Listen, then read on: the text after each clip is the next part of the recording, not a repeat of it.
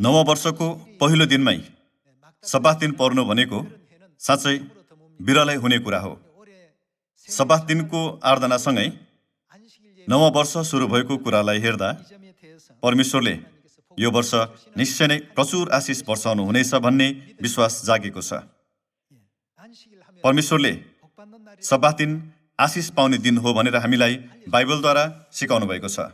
दाजुभाइ दिदीबहिनीहरू, नव वर्षमा के भन्नु सबैभन्दा राम्रो हुन्छ? एकअर्कालाई धेरै आशिष पाउनुहोस् भन्ने अभिवादन चाहिँ कोरियाली समाजको परम्परागत अभिवादन हुने आशिषसँगै सुरु भएको यो सब्बात दिन एकदमै अर्थपूर्ण छ नि, होइन र? त्यसकारण आज हामीहरूसँगै परमेश्वरको आशिष र सब्बात दिन भन्ने शीर्षकमा वचन अध्ययन गरौँ। हामीहरू व्यवस्था अध्याय 28 को वचन हेरौँ। व्यवस्था अध्याय 28 को पद 1 मा हेरौँ। आज मैले तिमीहरूलाई आदेश दिए बमोजिम तिमीहरूले होशियारी साथ परमप्रभु आफ्ना परमेश्वरका सबै आज्ञाहरू मानेर उहाँको वचन पालन गर्यो भने उहाँले तिमीहरूलाई पृथ्वीका सबै जातिहरूमध्ये श्रेष्ठ तुल्याउनु हुनेछ। परमप्रभु आफ्ना परमेश्वरको वचन पालन गर्यो भने यी सबै आशिष तिमीहरूलाई लाग्नेछन् र तिमीहरू साथ रहिरहनेछन्। पद 3 मा तिमीहरूले सहरमा आशिष पाउनेछौ र गाउँ बस्तीमा आशिष पाउनेछौ। तिमीहरूका सन्तानमाथि आशिष पर्नेछ, साथै खेतका उब्जनीमाथि, गाई बस्तुका बाछा बाछीमाथि, बेडा बाख्राका पाठापाठीमाथि। तिमीहरूको डालो र तिमीहरूको पिठो मुछ्ने आरीमा आशिष पर्नेछ। भित्र आउँदा र बाहिर जाँदा तिमीहरूले आशिष पाउनेछौ। तिमीहरूका विरुद्धमा आउने शत्रुहरूलाई परमप्रभुले तिमीहरूकै सामु परास्त गर्नुहुनेछ। उनीहरू तिमीमाथि एक बाटो आउनेछन्, तर तिमीबाट 7 बाटा भाग्नेछन्। परमप्रभुले तिमीहरूको ढुकुटीमा र तिमीहरूका सबै काममा आशिष दिनुहुनेछ। परमप्रभु तिमीहरूका परमेश्वरले दिनुहुने देशमा उहाँले तिमीहरूलाई आशिष दिनुहुनेछ। परमप्रभु तिमीहरूका परमेश्वरका आज्ञाहरू मानेर उहाँका मार्गमा हिँड्यो भने उहाँले तिमीहरूलाई शपथ खाएर प्रतिज्ञा गर्नुभए झैँ तिमीहरूलाई आफ्नो लागि एक पवित्र जाति बनाएर स्थापित गर्नुहुनेछ। तब पृथ्वीका समस्त मानिसहरूले तिमीहरू परमप्रभुका नाउँले कहलिएका हो भने थाहा पाउनेछन् र तिमीहरूसँग डराउनेछन्। यो वचन मात्र होइन, पद 13 को वचनमा हेर्ने हो भने मैले आज तिमीहरूलाई दिएका परमप्रभु तिमीहरूका परमेश्वरका आज्ञाहरूमा ध्यान दिएर ती होशियारी साथ पालन गर्यो भने परमप्रभुले तिमीहरूलाई पुच्छर होइन तर के तुल्याउनु हुनेछ? शिर तुल्याउनु हुनेछ। तिमीहरू सधैँ टुप्पामा हुनेछौ, कहिल्यै फेदमा पर्ने छैनौ। मैले आज तिमीहरूलाई दिएका आदेशहरू मध्ये कुनैबाट दाहिने र देब्रेतिर लागेर अन्य देवताहरूका पछि लागि तिनीहरूको सेवा नगर। हामीले व्यवस्था अध्याय 28 मा भनि अनुसारै गर्यो भने परमेश्वरले हामीलाई निश्चय नै आशिषित जीवन जिउने गराउनुहुनेछ। भित्र आउँदा र बाहिर जाँदा तिमीहरूले आशिष पाउनेछौ। तिमीहरूका सन्तानमाथि आशिष पर्नेछ। तिमीहरूको डालो र तिमीहरूको पिठो मुछ्ने आरीमा आशिष पर्नेछ। परमेश्वरको वचन अनुसार जिउने जीवन नै सबैभन्दा ठुलो आशिष र खुसी हासिल गर्ने एउटा चाबी हो। उक्त कुरालाई आज यो समयमा पुनः एकपटक हृदयमा खोप्न हुन यहाँहरू समक्ष अनुरोध गर्दछु। उत्पत्तिको पुस्तकमा हेर्ने हो भने आजको यो सब्बात दिन परमेश्वरले हामीलाई आशिष दिनको निम्ति तोकिदिनु भएको दिन हो भन्ने कुरा बुझ्न सकिन्छ। नयाँ वर्षको सुरुको दिनमा कुनै खुसीको कुरा भयो भने वर्षभरि नै खुसी छाउनेछ, अनि नयाँ वर्षको सुरुको दिनमा कुनै निराशाजनक कुरा भयो भने वर्षभरि नै निराशा छाउनेछ भनेर मानिसहरू भन्ने गर्छन्। हुन त त्यो परमेश्वरबाट आएको कुरा होइन, तर यो नयाँ वर्ष आशिष पाउने सब्बात दिनद्वारा सुरु भएकोले यो सन् 2022 मा सियोनका परिवारहरूले भित्र आउँदा आशिष पाउनुहुनेछ, बाहिर जाँदा आशिष पाउनुहुनेछ। परमेश्वरको आशिषले सधैँ पछ्याउनेछ भनेर मैले सोच्न पुगेँ। नयाँ वर्षको पहिलो दिनमा सब्बात दिन पर्ने गराउनुमा सायद परमेश्वरको यही प्रबन्ध समावेश छ होला। आज आराधनाको लागि प्रवचन तयारी गर्ने क्रममा मैले त्यसरी सोच्न पुगेँ। परमेश्वरले हामीलाई सब्बात दिन कुन दिनमा र कसरी मान्न आज्ञा गर्नुभएको छ भन्ने बारे उत्पत्ति 2 को 1 मा उल्लेखित वचनमा गएर सँगै हेरौँ। अध्याय 2 को पद 1 मा हेर्ने हो भने यसरी आकाशमण्डल र पृथ्वी र तिनमा भएका सबै कुरा बनाइसिद्धिए। आफूले गर्नुभएका काम 6औं दिनमा परमेश्वरले सिद्ध्याउनुभयो र 7औं दिनमा आफूले गर्नुभएका सबै कामबाट उहाँले विश्राम लिनुभयो भनिएको छ। यहाँ 7औं दिन र विश्राम भन्ने दुईवटा शब्दहरू देखा परेका छन्। परमेश्वरले 6 दिनसम्म मानिस लगायत सबै थोकहरू सृष्टि गर्नुभयो अनि 7औं दिनमा विश्राम लिनुभयो भनेर भनिएको छ। त्यो दिनमा परमेश्वरले विश्राम गर्नुभएकोले विश्राम गर्ने भन्ने अर्थमा त्यो दिनलाई सब्बात दिन भनेर अभिव्यक्त गरिएको हो। त्यो दिनमा परमेश्वरको कस्तो इच्छा समावेश छ होला? पद 3 को वचन हेरौँ। अनि परमेश्वरले 7औं दिनलाई आशिष दिनुभयो र त्यसलाई के तुल्याउनु भयो? परमेश्वरले त्यो दिनलाई आशिष दिनु भएर पवित्र तुल्याउनु भयो भनेर भनिएको छ। र त्यसलाई पवित्र तुल्याउनु भयो किनभने आफूले सृष्टिमा गर्नुभएका सारा कामबाट यसै दिनमा उहाँले विश्राम लिनुभयो। बाइबलमा हामीलाई यसरी जानकारी दिएको छ। उत्पत्ति अध्याय 2 को वचन अनुसार हेर्दा 7औं दिन चाहिँ एकदमै विशेष अर्थ समावेश भएको दिन हो। दाजुभाइ दिदीबहिनीहरू, यहाँहरूको जन्मदिनमा विशेष अर्थ छ नि, होइन र? सामान्य दिनहरूमा विशेष परिकार नबनाए पनि आफ्नो जन्मदिनमा चाहिँ विशेष परिकार एउटा मात्र भए पनि बनाइन्छ नि। आफ्नो जन्मदिनमा सूर्य पश्चिमबाट उदाएर पूर्वमा अस्ताउने होइन नि। हरेक दिन उस्तै हो। त्यही पनि आफ्नो जन्मदिनमा विशेष अर्थ भएकोले त्यो दिनलाई विशेष दिन मान्ने गरिन्छ। ठिक त्यो जस्तै पहिलो दिन, दोस्रो दिन, तेस्रो दिन, चौथो दिन, पाँचौं दिन र 6औं दिन सबै महत्त्वपूर्ण छ। तर परमेश्वरले 7औं दिनमा एकदमै विशेष अर्थ राखिदिनु भयो। उहाँले त्यो दिनलाई पवित्र तुल्याउनु भयो। हामीलाई आशिष दिने दिनको रूपमा परमेश्वरले सृष्टिको समयदेखि नै त्यो दिन तोकिदिनु भयो। परमेश्वरले हाम्रो निम्ति सृष्टिको समयदेखि नै परमेश्वर कहाँ आएर आराधना चढाउने, परमेश्वरबाट आशिष पाउने दिनको रूपमा सब्बात दिन तोकिदिनु भयो। प्रस्थान अध्याय 20 मा उल्लेखित वचन हेरौँ। प्रस्थान अध्याय 20 को पद 8 मा हेरौँ। सब्बात दिन के मान्नुपर्छ भने पवित्र मान्नुपर्छ भने याद राख्नु। यो कसले भनिरहनु भएको वचन हो? हामीले ती वचनहरू बिर्सिने अवस्था नहोस् भनेर परमेश्वरले ती वचनहरूलाई जस्ताको तस्तै 10 आज्ञाको शिलापाटीमा खोपिदिनु भयो। त्यसो भए परमेश्वरले सृष्टि गर्नुभएका दिनहरूमध्ये सब्बात दिन कुन दिनमा पर्छ होला? परमेश्वरले सब्बात दिन पवित्र मान्नुपर्छ भनी याद राख्नु भन्नुभयो। परमेश्वरले हामीलाई त्यो दिनलाई याद गरेर कसो गर्नुपर्छ भनी आज्ञा गर्नुभयो? पवित्र मान्नुपर्छ भनी आज्ञा गर्नुभयो। ती चाहिँ परमेश्वरका पूर्ण वचनहरू हुन्। परमेश्वरले मानव जातिलाई आशिष दिनको निम्ति त्यो दिन तोकिदिनु भएको हो। पोखिने गरी आशिष पाउनको लागि हामी सधैँ कहाँ रहनुपर्छ? परमेश्वरको वचनभित्र रहनुपर्छ। परमेश्वरको वचनमा राम्ररी आज्ञाकारी हुँदा परमेश्वरको आशिष प्राप्त हुनेछ।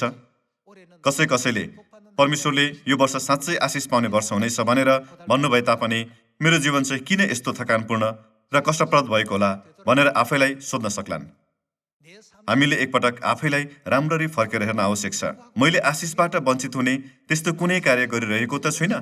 म परमेश्वरको वचनमा अनाज्ञाकारी भएको कुनै क्षण छ कि? परमेश्वरको वचन जस्ताको त्यस्तै राम्ररी पालन गर्यो भने भित्र आउँदा पनि आशिष पाइनेछ र बाहिर जाँदा पनि आशिष पाइनेछ।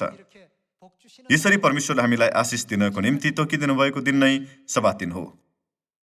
त्यसो भए वर्तमान समयमा साप्ताहिक प्रणाली अनुसार सब्बात दिन हप्ताको कुन बार पर्छ होला?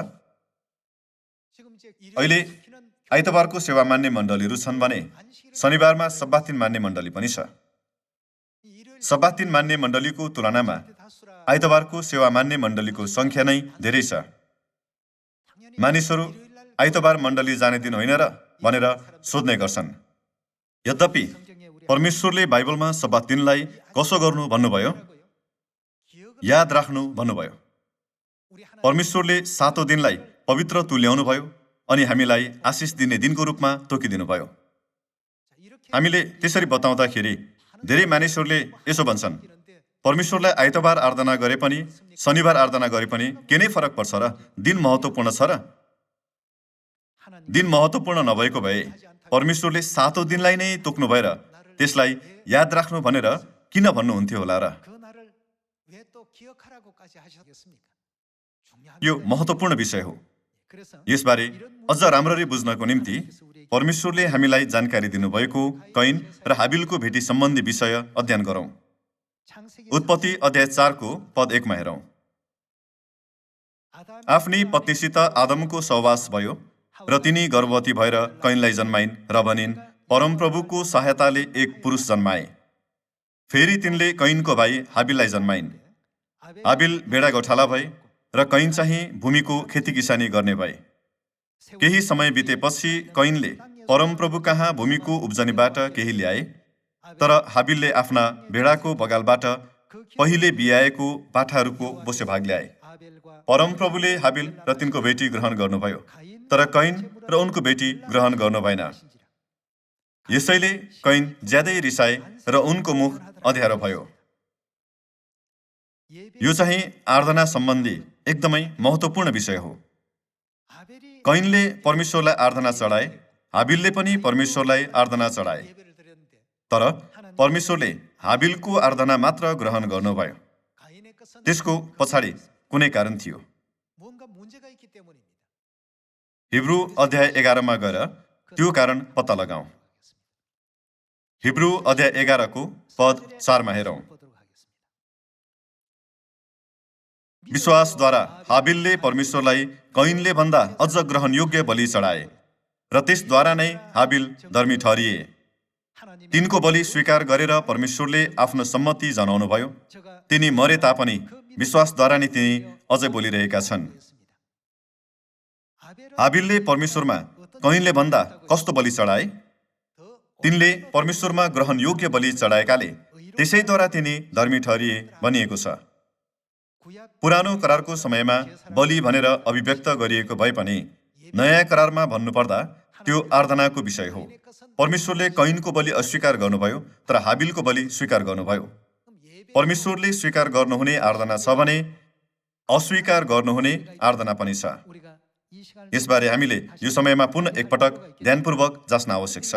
यहाँ तिनको बलि स्वीकार गरेर परमेश्वरले आफ्नो सम्मति जनाउनुभयो भनिएको छ। हाबिल भेडाका गोठाला भएकाले तिनले पहिले बियाएका पाठाको बलि चढाएर परमेश्वरलाई आराधना चढाए भने कैनले चाहिँ भूमिको उब्जनीबाट केही परमेश्वरलाई चढाए। परमेश्वरले किन हाबिलको कुरालाई ग्रहण गर्नु भएर कैनको कुरालाई चाहिँ ग्रहण नगर्नुभएको होला भन्ने प्रश्नको जवाब हिब्रू 9 को 22 मा पाउन सकिन्छ।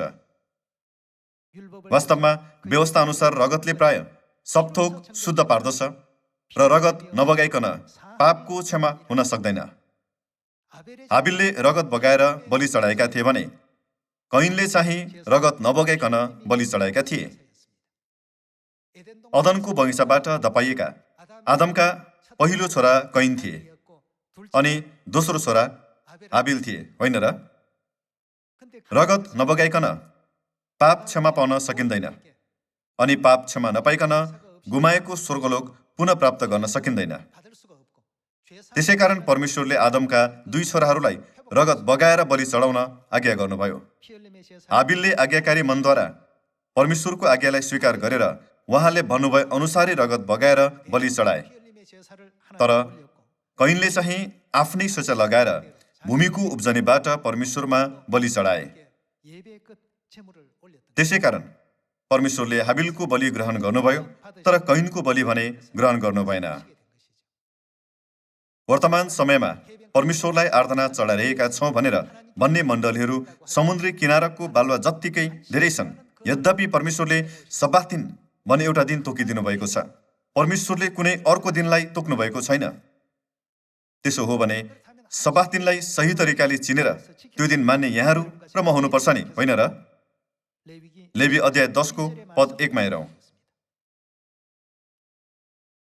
हारूनका छोराहरू नादाब र अबिहुले आफ्नो धुपौरो लिएर त्यसमा आगो भरे र त्यस आगोमा धूप हालेर परमप्रभुले आज्ञा नगर्नु भएको आगो हालेर उहाँको सामु चढाए।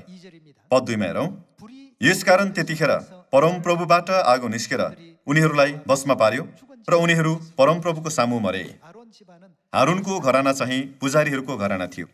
पुजाहारी रहेका हारुनका 2 छोराहरू नादाब र अबिहुले आफ्नो दुपहरोमा परमप्रभुले आज्ञा नगर्नु भएको आगो हालेर उहाँको सामु चढाउन मन्दिरभित्र प्रवेश गर्दाखेरि परमप्रभुबाट आगो निस्केर उनीहरूलाई वशमा पार्यो र उनीहरू परमप्रभुको सामु मरे भनेर भनिएको छ।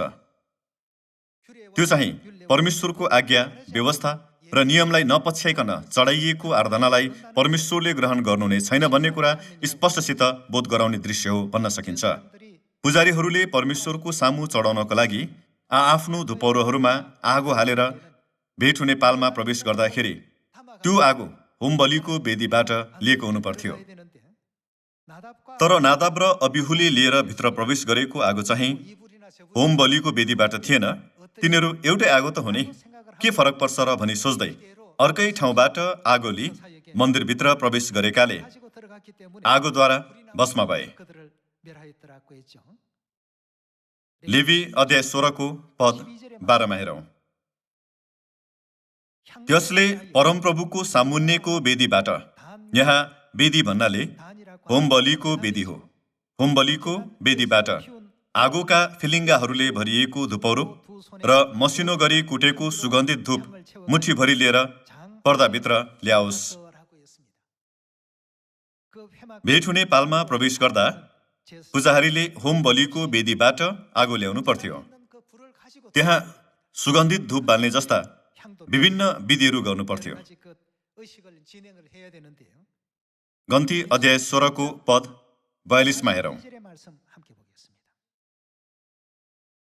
तर जब समुदायले मूसा र हारुनका विरुद्धमा भेला भई भेट हुने पालतिर हेरे, भेट हुने पाल भन्नाले पवित्र वासस्थान हो, तब अचानक बादलले त्यसलाई ढाक्यो र परमप्रभुको महिमा देखा पर्यो। मूसा र हारुन भेट हुने पालको अघि गए अनि परमप्रभुले मूसालाई भन्नुभयो, तिमीहरू चाहिँ यस समुदायबाट पर हटिजाऊ र म यिनीहरूलाई पलभरमा वशमा पार्नेछु। तब तिनीहरू घोप्टो परे अनि मूसाले हारुनलाई भने, तपाईको धुपौरो लिनुहोस् र त्यसमा वेदीबाट आगो राखेर धूप हाल्नुहोस् भनेर भनिएको छ। यहाँ वेदी भन्नाले होम बलिको वेदी हो। होम बलिको वेदीबाट आगो राखेर धूप हाल्नुहोस् र तुरुन्तै त्यस समुदाय कहाँ लगेर तिनीहरूका निम्ति प्रायश्चित गर्नुहोस्, किनकि परमप्रभुको क्रोध दन्किसकेको छ, विपत्ति सुरु भएको छ भनेर भनिएको छ।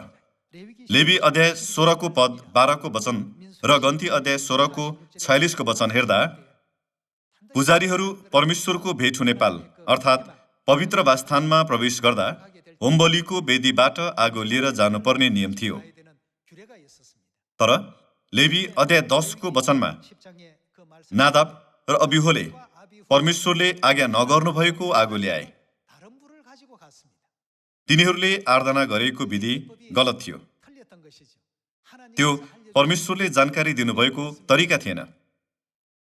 आज मैले यी वचनहरू बाँड्नुको कारण चाहिँ आराधनाका दिन र परमेश्वरले आज्ञा गर्नुभएको आराधनाका विधि यति महत्त्वपूर्ण छ भनेर बुझाउनको निम्ति हो। नादाब र अबिहुलाई वर्तमान समयमा पादरी कार्य गर्ने पास्टरहरू जस्तै भन्न सकिन्छ। के हारुनको परिवार सामान्य थियो? तिनको परिवार परमेश्वरले तिनको सुकेको लहुरोमा कोपिला लाग्ने गराउनु भएर चुन्नु भएको पुजाहारीको परिवार थियो नि, होइन र? त्यस्तो महान परिवार भए पनि तिनीहरूले परमेश्वरको विधि नमानेकोले परमेश्वरले तिनीहरूलाई नष्ट गर्नुभयो। त्यसो भए आज हामीले मानिरहेको सभा दिन चाहिँ नि त कसैले आइतबारको सेवा गर्ने मण्डली पनि छ अनि शनिबार आराधना गर्ने मण्डली पनि छ। जुन दिन भए पनि परमेश्वरलाई आराधना मात्र गरे हुन्छ, दिन त्यति महत्त्वपूर्ण छैन भन्ने गर्छन्। तर बाइबलमा परमेश्वरले दिनलाई एकदमै महत्त्व दिनुभएको छ। त्यसो भए के हामीले पनि यसलाई महत्त्वपूर्ण ठान्ने विश्वास लिनु पर्दैन होला र? परमेश्वरले 7औं दिनलाई सब्बात दिनको रूपमा तोक्नुभयो। त्यसो भए वर्तमान समयमा 7औं दिन हप्ताको कुन बार होला?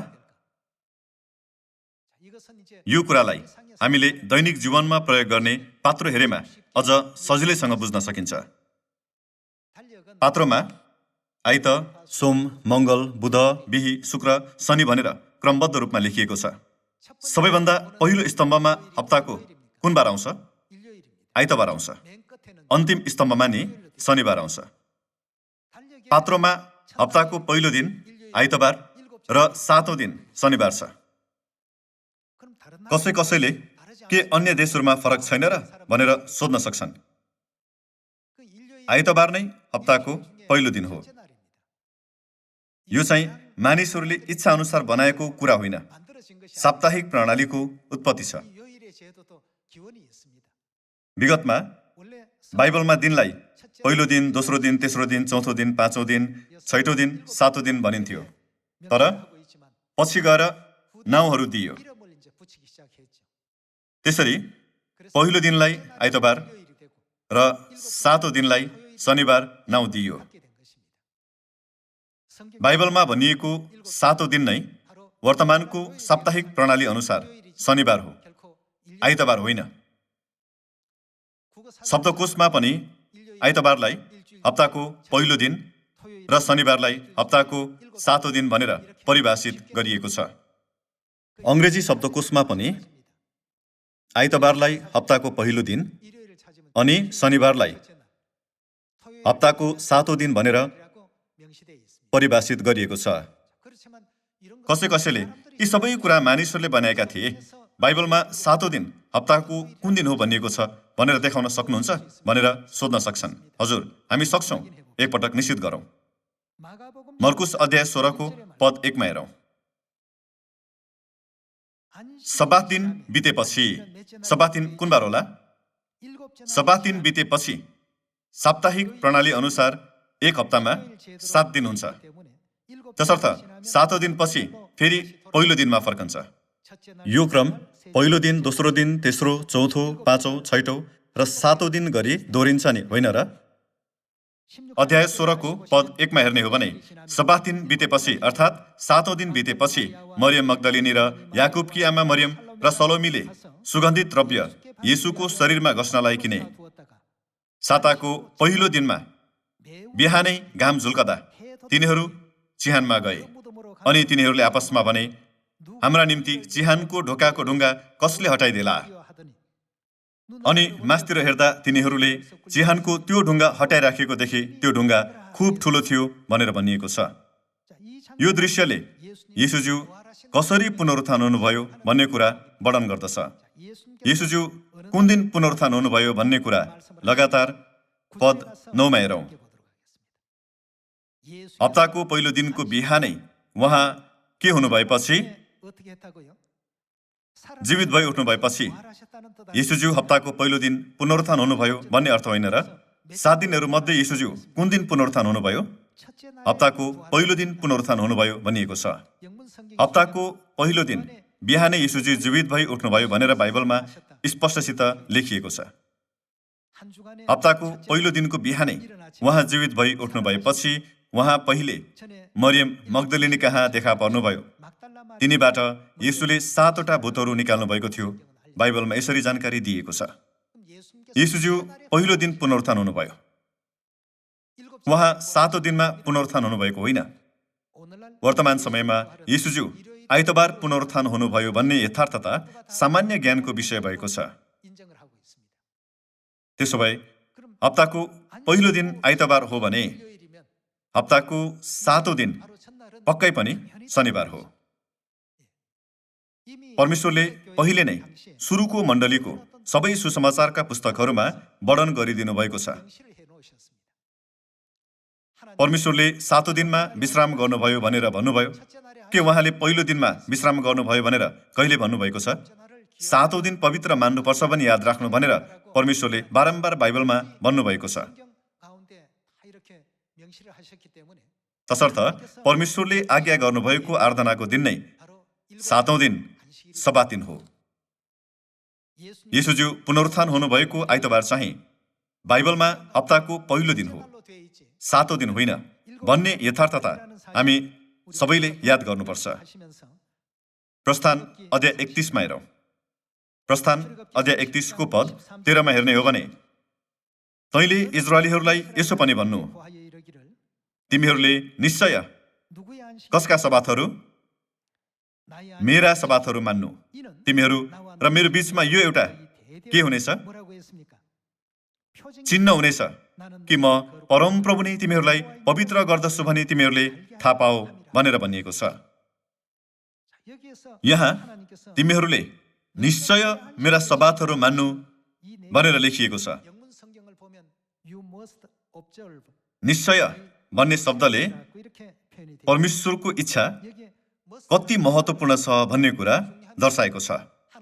यसको अर्थ शबात दिन चाहिँ हामीले अनिवार्य मान्नुपर्ने परमेश्वरको नियम हो। तिमीहरू र मेरो बीचमा यो एउटा चिन्ह हुनेछ। शबात दिन मान्नेहरू मेरा प्रजा हुनेछन् र नमान्नेहरू मेरा प्रजा हुने छैनन् भनेर परमेश्वरले घोषणा गर्नुभयो। एजकेल अध्याय 20 को पद 20 मा सँगै हेरौँ। मेरा शबातहरू के गर? पवित्र राख र ती मेरो र तिमीहरूका बीचमा चिन्ह हुन्। तब तिमीहरूले म नै परमप्रभु तिमीहरूका परमेश्वर हो भनी जान्नेछौ। यो वचनलाई जस्ताको तस्तै हेर्दा शबात दिन नमान्नेहरू परमेश्वरका प्रजा हुन सक्दैनन्। नादाब र अबिहु पुजारी भए तापनि तिनीहरूले परमेश्वरले आज्ञा नगर्नु भएको फरक बलिदान अर्थात् आगो लिएर परमेश्वरलाई आराधना गर्न गएकाले परमेश्वरले तिनीहरूलाई नष्ट गर्नुभयो। कैनले परमेश्वरले आज्ञा नगर्नु भएको फरक भेटी लिएर त्यसलाई उत्तम बलि भन्दै आफ्नो इच्छा अनुसार परमेश्वरलाई त्यो चढाए। तर परमेश्वरले तिनको भेटी अस्वीकार गर्नुभयो। परमेश्वरले याद राख्नु भनेर आज्ञा गर्नुभएको शबात दिन यहाँहरू र मैले खोजेर पुनर्स्थापना गर्नुपर्छ। हामीहरू परमेश्वरका सत्यताहरू एक एक गर्दै सही तरिकाले खोजेर परमेश्वरको इच्छामा रहेमा परमेश्वरले शबात दिन मार्फत हामीलाई थुप्रै आशिषहरू प्रदान गर्नुहुनेछ भनेर बाइबलमा शिक्षा दिइएको छ। कसैले थुप्रै मण्डलीहरूले आइतबार आराधना गर्छन्। के ती मानिसहरूले पनि आफ्नो मुख र ओठद्वारा परमेश्वरलाई पुकारिरहेका छैनन् र भनेर सोध्न सक्छन्। कैनले पनि हाबिलले जस्तै परमेश्वरलाई आराधना चढाए, तर परमेश्वरले त्यसलाई अस्वीकार गर्नुभयो। यस विषयमा येशूज्यूले 2000 वर्ष अघि यस पृथ्वीमा आउनु भएर तिमीहरू व्यर्थमा मेरो उपासना गर्दछौ भनेर जवाफ दिनुभयो। आइतबारको सेवाद्वारा पाप क्षमा पनि प्राप्त गर्न सकिँदैन, मुक्ति पनि प्राप्त गर्न सकिँदैन र स्वर्ग राज्य पनि प्राप्त गर्न सकिँदैन भनेर येशूज्यूले जानकारी दिनुभयो। लुका अध्याय 4 को पद 16 मा हेरौँ। उहाँ नासरतमा आउनुभयो जहाँ उहाँ हुर्कनु भएको थियो। उहाँ आफ्नो आदत अनुसार शबात दिनमा कहाँ जानुभयो? सभाघरमा जानुभयो र पढ्नलाई खडा हुनुभयो। उहाँलाई यशाया अगमवक्ताको पुस्तक दिइयो। उहाँले त्यो पुस्तक खोल्नुभयो र यो कुरा लेखिएको खण्ड निकाल्नुभयो। परमप्रभुका आत्मा म माथि छ, किनभने गरिबहरूलाई सुसमाचार सुनाउनका निम्ति उहाँले मलाई अभिषेक गर्नुभएको छ। कैदीहरूलाई छुटकाराको घोषणा गर्न र अन्धाहरूलाई दृष्टि दिन, थिचोमिचोमा परेकाहरूलाई स्वतन्त्र गराउनका निम्ति र परमप्रभुका प्रसन्नताको वर्ष घोषणा गर्नका निम्ति उहाँले मलाई पठाउनु भएको छ भनेर भनिएको छ। येशूज्यू कुन दिन सभाघरमा जानुभयो? शबात दिनमा। शबात दिन आराधना गर्ने आदत कसको थियो? येशूज्यूको आदत थियो भनेर भनिएको छ। येशूज्यू स्वयंले यस पृथ्वीमा आउनु भएर शबात दिन याद गर्नुहुँदै पवित्र रूपले मान्नुभएको उदाहरण देखाइदिनुभयो। तर शबात दिन नै नभएको अन्य दिनहरूलाई परमेश्वरको आराधना गर्ने दिन भए जस्तै गरी स्वीकार गरिएको कुरा साँच्चै दुर्भाग्यको कुरा हो। ईस्वी सम्वत 321 देखि यो प्रभावकारी बन्न थाल्यो।